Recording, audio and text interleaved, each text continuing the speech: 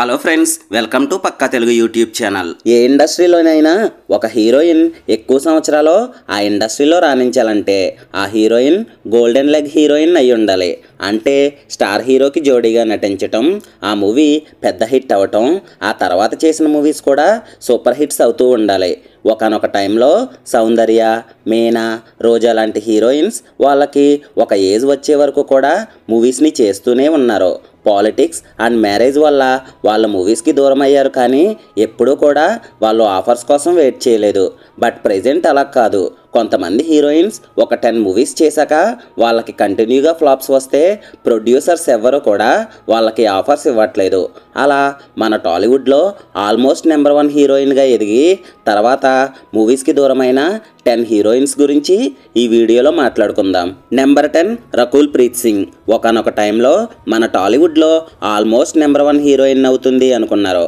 కెరటం మూవీతో టాలీవుడ్కి ఎంట్రీ ఇచ్చిన రకుల్ ప్రీత్ సింగ్ తన రెండవ మూవీ వెంకటాద్రి ఎక్స్ప్రెస్ మూవీతో ఫస్ట్ సూపర్ హిట్ని అందుకుంది.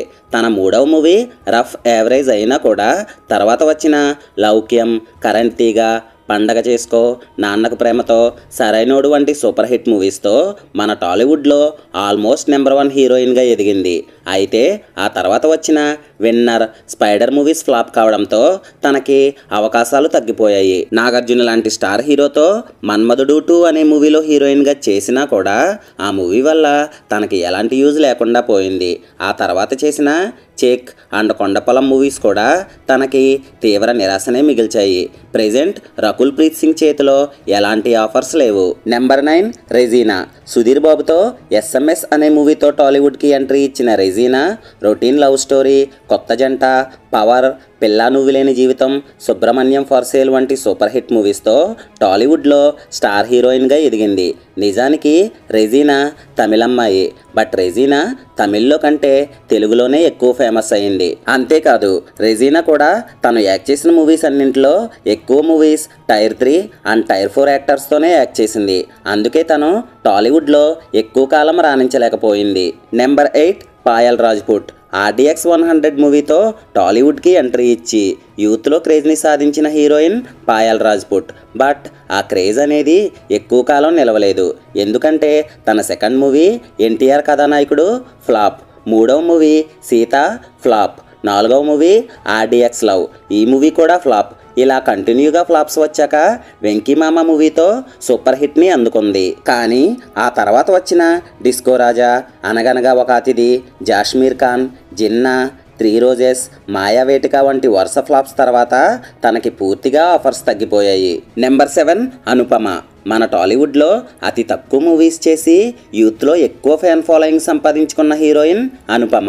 తన కెరీర్లో వచ్చిన టిల్లు స్క్వేర్, శతమానం భవతి, ఆ వంటి మూవీస్తో యూత్లో మంచి ఫ్యాన్ ఫాలోయింగ్ని సంపాదించుకుంది.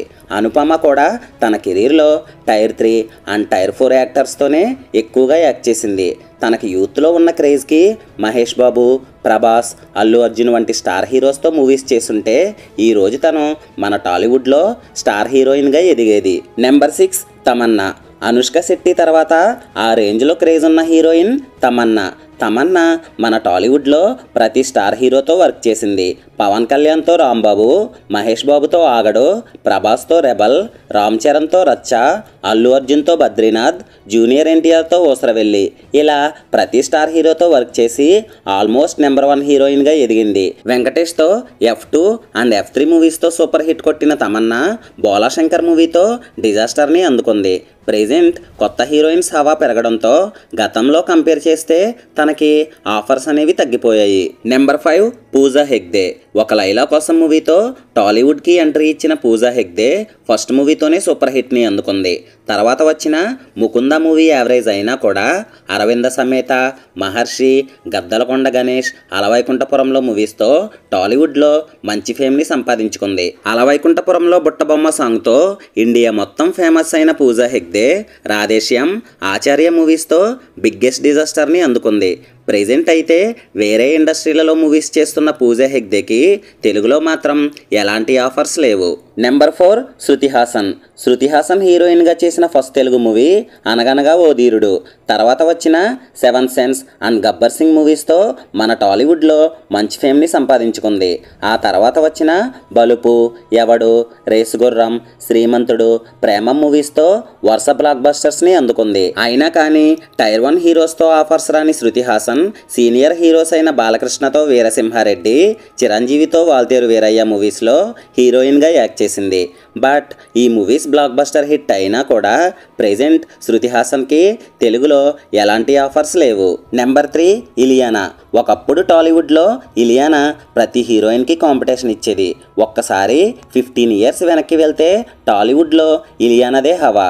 దేవదాసు మూవీతో టాలీవుడ్కి ఎంట్రీ ఇచ్చిన ఇలియానా తన సెకండ్ మూవీ పోకరితో ఇండస్ట్రీ హిట్ని అందుకుంది.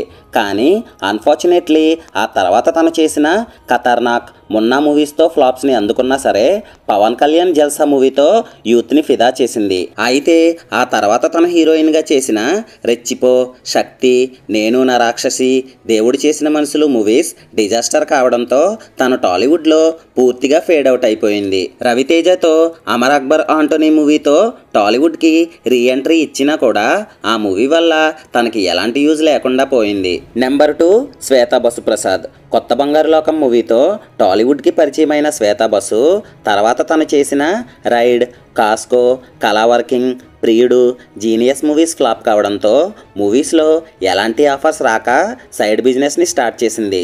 సైడ్ బిజినెస్ అంటే ఏంటో మీకు ఈ పాటకు అర్థమయ్యే ఉంటుంది.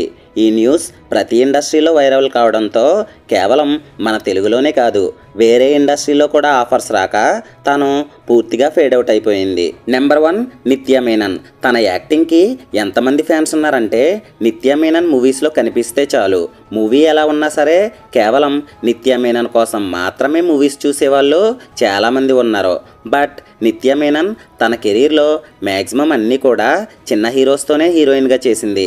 Sun of Satyamurthy, Janatha garage మూవీస్లలో హీరోయిన్గా చేసినా కూడా అందులో తను సెకండ్ హీరోయిన్ మాత్రమే. ఆ తర్వాత తను చాలా మూవీస్లో సెకండ్ హీరోయిన్గా అండ్ సైడ్ క్యారెక్టర్స్ చేయడంతో తన కంప్లీట్గా టాలీవుడ్లో నుంచి ఫేడ్ అవుట్ అయిపోయింది.